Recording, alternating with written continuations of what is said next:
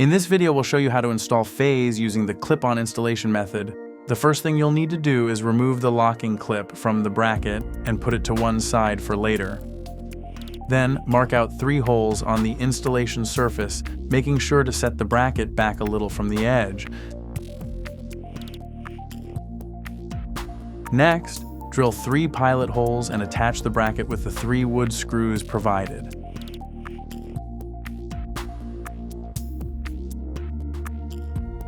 When tightening the final screw in the slotted hole, make sure that the bracket is still able to slide a little, as this is important for the next step. To attach the phase to the bracket, hook it on at the right-hand side and compress the bracket whilst pushing upwards. The final step in the phase installation is to insert the locking clip into the back of the unit, like this.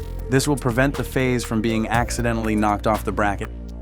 And that's it, your phase is now good to go.